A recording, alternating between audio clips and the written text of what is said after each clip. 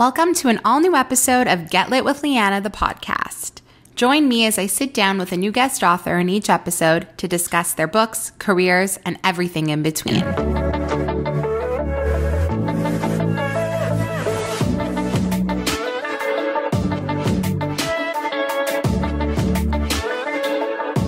Today's episode is so exciting. I'm sitting down with the one and only Anna Todd, the author of the After books that have obviously turned into the amazing After movies. And she's now started a new series called Brightest Stars. And the third book will be coming out next year. I am so happy to have Anna on the show today. I've been the biggest fan of her and her books for seriously so many years. I've met her a few times in person. I've gone to all the movies on their opening nights. I've streamed them a million times. I've bought all of her books. So I couldn't wait to have the opportunity to sit down and chat with her and learn more about her background, how this whole thing started, and of course, what she's working on now. So without further ado, my conversation with the incredible Anna Todd starts right now.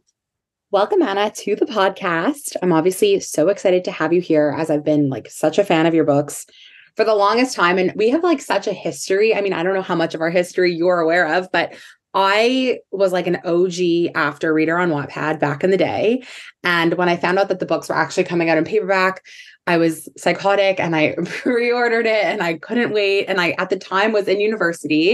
And I think I was in my first or my second year of university. I can't remember, but I remember that I was walking through the mall and the book had just come out. I had obviously read everything online, but I finally had my paperback and I was walking through the mall and there was just a sign outside of the Indigo Canadian bookstore that you were going to be there that night doing a signing. And I don't know how I didn't know that you were going to be there, but I lost my shit, had a full-blown meltdown in the middle of the mall. And I was like, Anna, freaking Todd is here. I couldn't breathe. My friends were like, who is that? And I was like, the damn thing I've been reading online. They're like, no way, this is happening. And I walked into the store. It was the end of your meet and greet. You were literally wrapping up and I was running. You were on the second level. And I'm like, wait. I got the books here and you signed them. You were so gracious and so nice. And I couldn't believe I got to meet you. And you were one of the first authors. I mean, I've been reading forever and I've always loved romance, but you were one of the first real life author interactions as an adult that I had had. And it was so nice meeting you. So it's so nice that we get to do this now and reconnect. Oh, I love that. The trajectory, obviously, of your career has been insane. And obviously those books in particular have just totally popped off and completely blown up. And you've really changed new adult romance, I feel, honestly, especially in our age. So this is such a fun treat to have you here. But really, we're here to talk about your latest book. And I'm so excited that we have this new story world to kind of dive into. So before we start, though, I would love to take everyone back because I feel I know a lot about you, but maybe the people that are listening here don't know so much about you. So firstly, take me back to the early days of writing on Wattpad. What made you want to kind of start on Wattpad? How did you even hear about Wattpad? You were ahead of the time when it came to fan fiction kind of writing. Tell me about the beginning of all of this. Yeah. So, I mean, it basically, I'll try to give the shortish version, but it basically just started with me reading fanfic first. So I've always been a reader. I was just ravishly reading. It was insane. I could not keep up with the amount of content I was consuming. I mean, literally, financially, I could not. It was not a thing. Yeah. Right. So I was okay, I can't buy a book every 2 days. And this was before KU and all the all that stuff. So it was just not a thing. So I was okay, what a bummer. But I would just reread and stuff and then buy books when I could. And then I started seeing these things called Imagines on Instagram that were little short, if those of you who know, these little under a caption would be a story. It would be a photo and then a story. And I was what on earth is this? What is this? This is a reading on Instagram, how crazy, but also I love this. This is nuts. So then I started writing one. And I'm so devastated that I deleted it because it was I can't believe I deleted it. It still haunts me. I should have, I don't think archiving was a thing then, but what a loss. But I started writing one of those, but no one was reading. It was just a random thing. And then one of the Imagines that I was reading started posting on Wattpad because it was a full on, it was becoming 300 parts. And she was I'm going to start posting Wattpad. And I was what is that? So I'm not an app girl, even still, there's just too many of them. It's a lot of work. I can't take it. So I was like, an app, like in my Joy, I only had like 1 or 2 apps at the time, but it just felt like a lot. But I was like, okay, I'm going to try it. And I could have used the website, but my computer was like wonky and just wasn't a thing. So I go on this website and I'm like, just to read this girl's story. And I'm like, what on earth is this like magical land of all of these stories that I can read that are written not just by, because, especially at that time, it wasn't such an indie world. It was, but I wasn't aware of it. But like when you go in a bookstore, you see the same names every single time. And I love the books, but it's like, I've already read all of them. Like I wanted new content. So it was so cool to me that some of the stories I was reading were like, a 45-year-old woman in Brazil, a 16-year-old girl in New York, a 22-year-old girl in Iowa. It was like this crazy world where I was like, whoa, these people are writing really great stories. Mm-hmm. So I just read insane. Most of it was fanfic of like everything I've ever loved, but a lot of 1D, obviously. And then I just started, I don't know, I just had this kind of random idea. And I wish I had this like grand plan where I was like, I knew that I'd be published if I did it. No, I literally was just like, this seems fun. I want to do it. No one's going to read it. Who cares? Like, I'm just going to put it out there. So I wrote the first chapter and it just started just like, it just came alive in my brain basically. So then I posted pretty much daily for over a year. I kept up with updates. Like there were sometimes when I couldn't, and just because life, but for the most part, I pretty much updated every single day. And then it just blew up into like by word of mouth, by social media, by just like the algorithm on Wattpad for so many people reading it. And then I got a publishing deal and here we are. Insane. So like when you were writing this like chapter, like piece by piece, like every single day, at what point were you like, okay, this is like really taking off. Like this is really like I'm seeing a lot of views. I'm hearing a lot of chatter. Like how far into it did you kind of realize like, oh, this is something? It took me a while to be honest. Like it took like the numbers were going up, but it was all happening so fast, first of all, because again, I'm writing like, and some of those Wattpad chapters are like 10,000 words long because I didn't even know how like long chapters are supposed to be. Like the Wattpad version of the After series is actually way longer than the published version, which is already very long. Yeah. So I felt like I was just kind of like in the middle of this crazy thing. So I didn't really have time to process it. And then I remember when I got like 1 million reads and I was like, 1 million reads, like that is insane. And then I started feeling it when I couldn't keep up with the comments anymore because I used to comment back to every single comment and every single person, even if it took me like 3 hours a day, I would still do it. And then eventually I was just like, I can't keep up with it. And then I went to make a Twitter account because I didn't have Twitter. Okay. I meant to make a Twitter account. Somebody else had or a bunch of people had already had my name. And I was like, and it was like my username from Wattpad. So I was like, that doesn't even make sense. Like, how would they have it? But then I was like, wait, I have fan accounts. Like, what is happening? So that was kind of it. And then once I got like the whole like negative side of the fandom stuff, then I was like, oh, this is bigger than I expected. I mean, having like 20 reads was already bigger than I expected, but just the level of the level of the speed. Yeah. Crazy. So how soon after did Wattpad say, okay, let's like actually put this into paper? Like what was that kind of experience like? Because I feel like after, I mean, correct me if I'm wrong, if you know, but I feel like yours was like the first one that kind of made the transition from online to paper. Is that correct? Yeah. Yeah.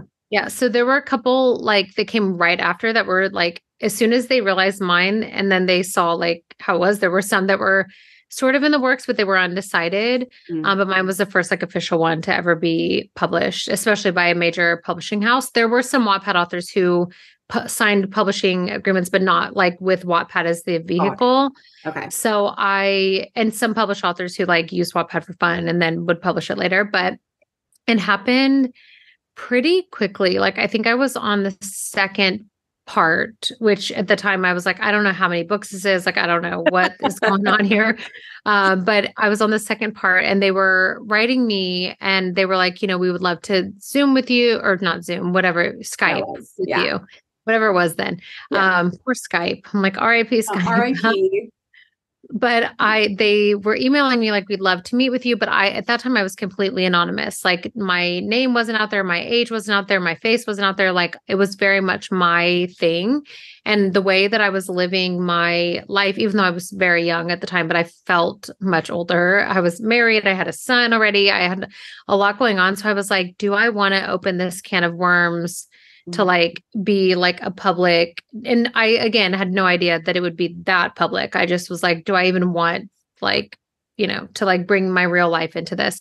Right. So I was a little hesitant. And also, again, in my head, I was like, there's no way like publishing this doesn't even make sense. Like this, I don't have experience. I don't have like an agent. I don't have like, people started asking like in emailing or like messaging me through Wattpad, like other agents from agencies being like, you need representation. We would love to meet with you. And I was like, what is going on? But Wattpad was obviously the like safer choice for me, where I was like, at least I know that they're like a full-blown company. And I didn't know anything about agencies or which ones were good or bad or whatever. And I knew that there were some just from like the forums on Wattpad that weren't so great or weren't so safe to sign with. So I was like, I don't know any of this. So I'm going to go meet with them. They brought me to Toronto and we just had like a kind of like jam sesh basically, where they were like, this book is crazy. And then a lot of them, now it's a totally different, the company's like massive and huge thing. It's totally different. But at the time they were like, we're learning so much about our own platform, like from you, like from your experiences, from your comments, because I think in the beginning, they expected this to be like a super literary, like, or like for children. And I'm like, honey, you've got the fanfic mecca of the universe. Like, what are you doing? So it was very much like they learned a lot from even having me around. And then they were like, we have a lot of interest from publishers and we would love to go to like New York. So we went to New York and met with a bunch of editors, which I thought, again, I had no idea. Like I've been an avid reader, but I didn't really have the social media aspect of it. And I didn't like necessarily like follow my favorite authors on social media. I just like got their newsletters or checked their websites or whatever, like very old school. Right.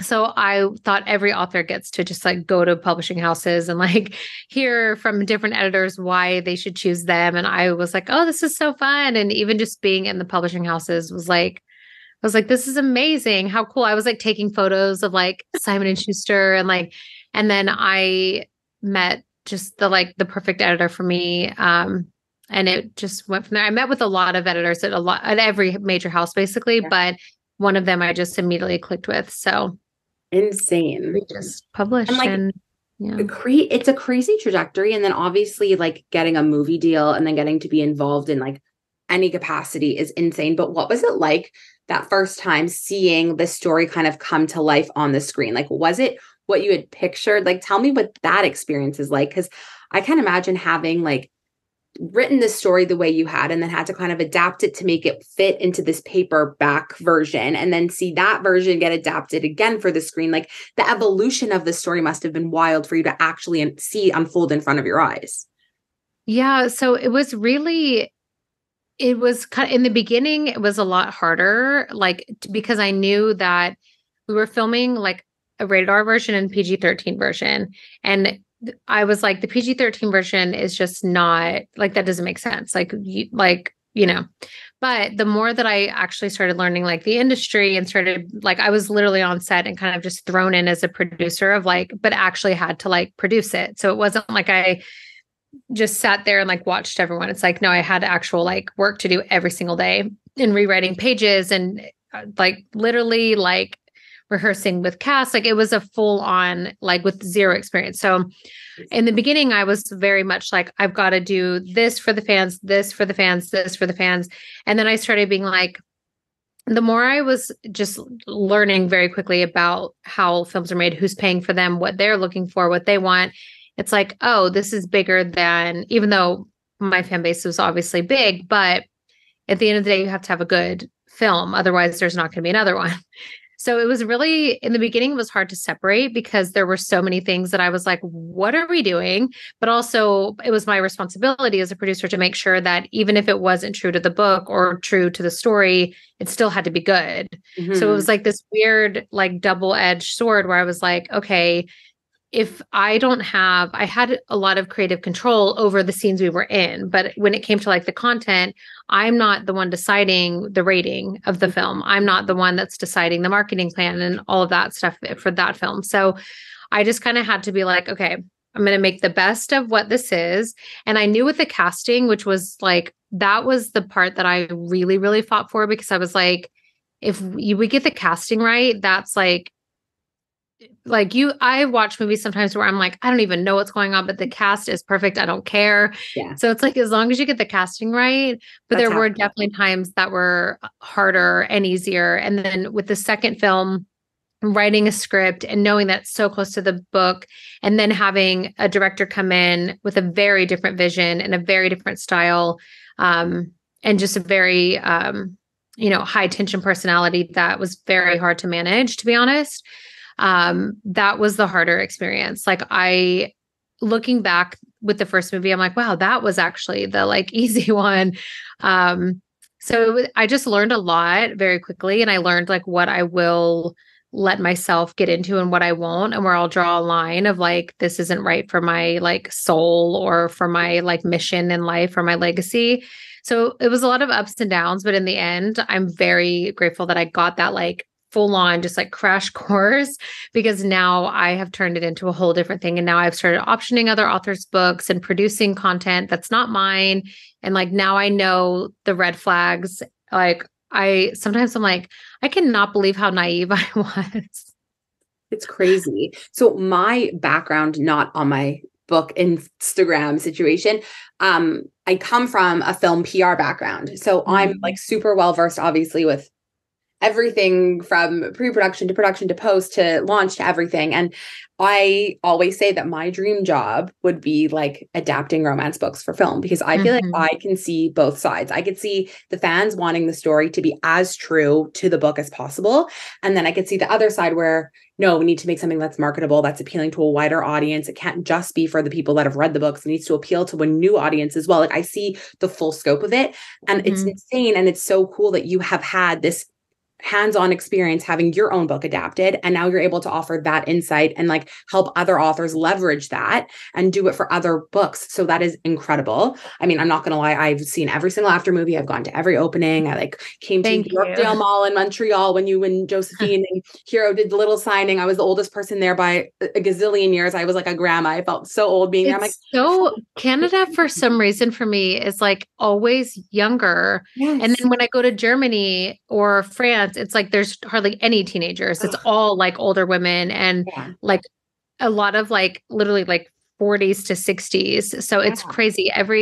Even my tour I just did in the States, like every stop had like a handful of teenagers, but mostly like very much grown women. So it's funny how some countries, and then Spain is like a lot of younger readers who've now grown up with the story, but in the beginning they were like 14 and then now they're like 20 something. So it's funny how each country literally has their own like demographic for my work. But it was so funny. I was like with my best friend and we were like, these are younger people. Like, are they kind of old enough to read these books? Like, do they even know what I was just like, where are all the people that are like me that have been here since the beginning? Where are all the other 28 plus year olds who are like a normal age to like have grown up with this? And like, I was just, anyway, but it was still so fun. And obviously like, I'm the biggest fan. I think I've read the series, like, I don't even know, 3, 4, 5 times. I don't even know now. But now obviously you've kind of shifted and you have the Brightest Stars series, which is so exciting.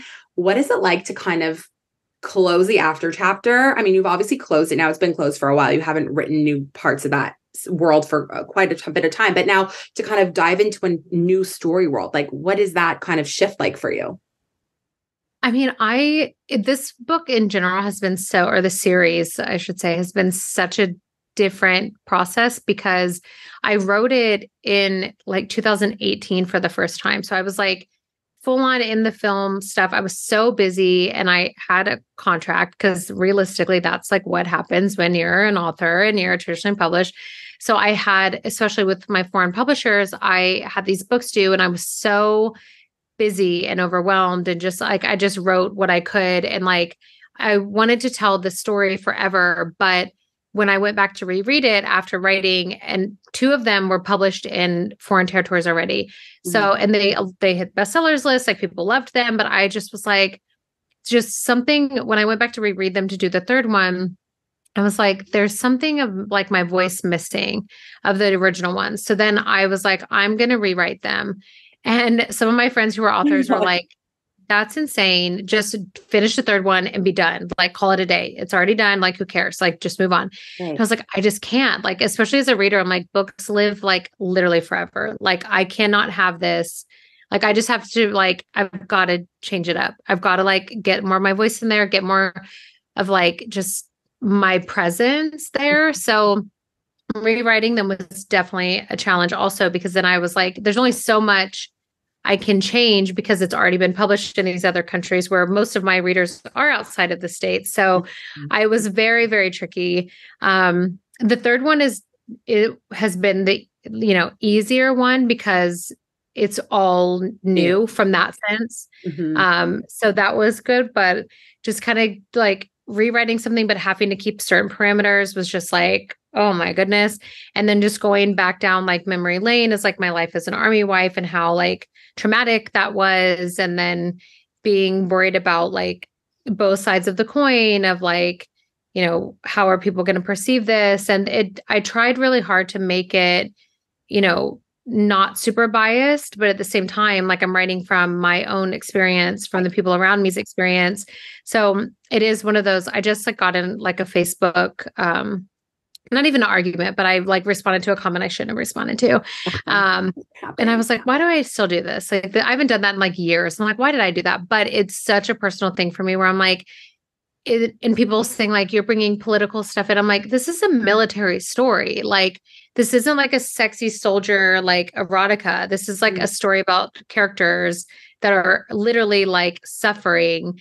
And I'm like, it's impossible to not talk about politics. And also like, there is a line, and again, if someone's offended by this, you're probably not my demographic, because if you even look at my social media or look at what I stand for, what I talk about, it's like, clearly I'm not okay with a lot of the things that were happening. And this book takes place in like 2016. So it's like I'm like, you guys, I don't get it. But at the same time, I didn't write this to isolate or offend anyone, no matter what your political belief is. I wrote it to express how I felt about certain things. And every character has a different political opinion, just like we all do. But it's just been like, kind of like this with this series, because it's like, I've had a lot of, when I was in San Diego, I had a lot of soldiers come, like, especially female soldiers, which was really cool. And Army and Navy wives saying like, this is so relatable. But again, you're always going to get the people that are like, 100%. You made this political. I'm like, this is a military story. What do you, It's like, they literally are government employees. Right. So for those who have not yet read this series, obviously the first book is The Falling, the second book is The Burning. What exactly is this like Brightest Stars story world about? Just like an overview. So without spoilers, the overview is a woman named Karina and a man named Kale. Karina is she's an officer's daughter. She grew up around the military, the Army. And she has a very strong kind of judgmental bias against the lifestyle and what it means to be in the military. She has a respect for it because it's been ingrained in her, but it's done a lot of damage to her family, which I won't spoil it, but she has her own personal reasons. And the way her father is, she believes, and it is because of how many times he's deployed. So she's just seen so much chaos and pain and suffering in this environment that she has a very strong, but in a lot of times like too judgmental without seeing the other side. So she meets Kale, this soldier, and she has like an anti-soldier, like she won't even like consider dating a soldier, even though like, come on, she's surrounded by thousands of them, but she just doesn't, she's like, no way. So she meets this one who happens to know her roommate, who's her pretty much only friend. And I tried to kind of capture the loneliness and the isolation of this kind of lifestyle, because I, again, was an Army wife half of my life. It's very isolating. It can be. Some people have this great community around them and it's incredible, but for a lot of us, it is very isolating and very lonely, and it's a lot. So then she meets Kale. tries not to fall in love with him. It's very much slow burn. Like if you're looking for like something that's exactly like After, that's not what this is. This is very much like, this is not insta love or insta lust. This is like two humans who are literally falling in love with each other, trying not to, but they can't help it. A lot of miscommunication. There's drama, but it's not like, wouldn't like for, Tess and Hardin, for example. Tess is an 18-year-old girl who's like very much all over the place. And Hardin is obviously very much all over the place. So this is like a little bit more emotionally mature, even if they're not fully mature because they're still only in their 20s. But Cale is deployed twice to Afghanistan. So he has PTSD. There's kind of a found family element, especially in the second book of Karina finally, feeling like she's got a community around her. Karina's twin brother, there's some stuff going on with him, which I can't say because spoilers, but it's very much a character driven story. Yes. So it's very internal, very like you hear a lot of their thoughts. Like I had during the falling, especially people were like, Karina's so stressful, like her brain, and it's like she's got anxiety. Like if you read that and you can't relate, like more power to you. I'm so happy for you. But for me, I'm like, oh, that must be nice. Like, what's that like? Yeah. So it's two people with mental health struggles that are trying to just find their way in a very complicated world, and a lot of people around them, just like how when I was an Army wife, just the people around you and how everyone is going through their own stuff and trying to figure it out. And but at the end of the day, it is a love story. It's just, not your typical like super insta love, 100%. Like thing. Yeah.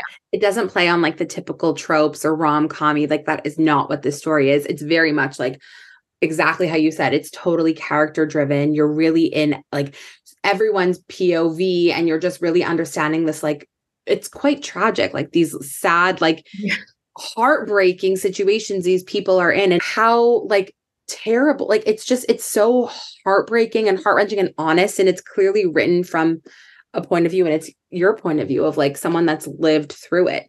So now that the second book is out, obviously I need to ask you, just like, because it ends on such a cliffhanger, what is the story with book 3? Because I've been Googling like a mad woman, like what happened? Because I knew that these books were written before, and then you were reworking them. In my head, I thought that they were all finished. I didn't know that you were like writing net new book 3 from scratch. So what's happening with book 3? Can we talk about it at all? Yeah. So again, without like major spoilers, but now it's finished. But at the time, like it technically was the only fresh one, even though 80% of the story of the first two original ones is totally different, but just kept like, yeah. But with the third one, we start at a very chaotic, like the third one is definitely pretty much just like chaos. Like it's not as, I tried to, and with the third one, it was very easy because all of the stuff that we've been like hinting up to or leading up to all kind of explodes at once. And it's much faster paced, but I think just progression wise, the story, like obviously they're past the slow burn of falling in love. They've had their miscommunications. There's still miscommunications between other characters. And there's some characters that have been talked about a lot that haven't shown up yet, more than one. There's some stuff that's like, kind of that age old, like, not everything is what it seems kind of thing. There's a lot of family trauma coming still and family just dysfunction. And Karina also, again, without spoiling, but Karina's mother abandoned her basically when she was a teenager. So she tries to deal with that a lot. And then, hypothetically, imagine if during all of this other chaos, if somebody comes back into your life that so it's like first one's very, very just kind of like this. And then the second one's a little bumpier, a little spicier. And the third one is definitely full on spice, full on romance. But this one is more of like Karina and Cale against the world instead of like them against each other.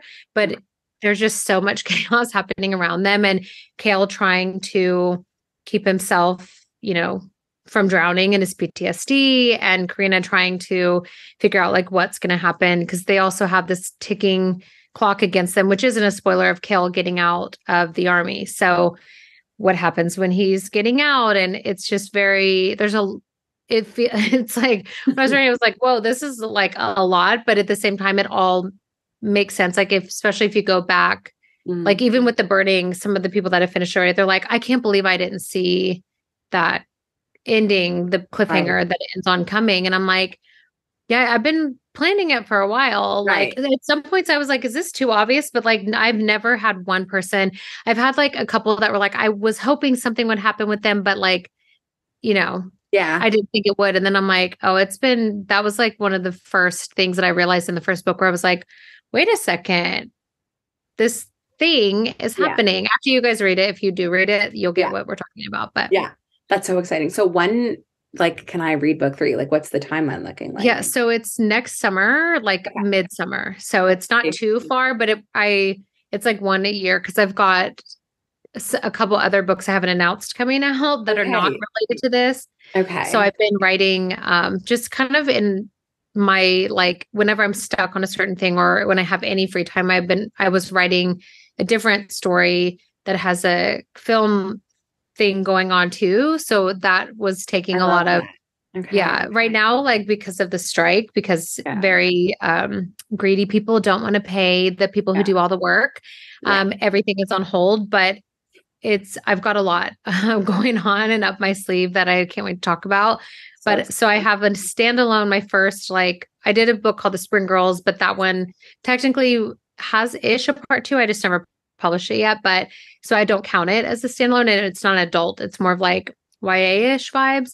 But I have a kind of my first like full on like adult standalone coming out too. So I'm very excited for next year. Really exciting. Obviously, I will read anything you write. That's like no surprise to anyone that like knows me. Obviously, like after really changed the way I view romance books and the way I honestly read and how I consume books. So I owe that all to you, obviously. But this was so nice to catch up and get to like hear more about your background for those who didn't already know. And I really appreciate taking the time and wishing you the best of luck with all of these new projects on the horizon. Thank you. I'm like, we have a lot to talk about again next time whenever I can 100%. Talk about it. Oh, we will. The next time we'll talk, we're going to have a lot to debunk. I can't wait. Yes. Thank you so much. Thank you.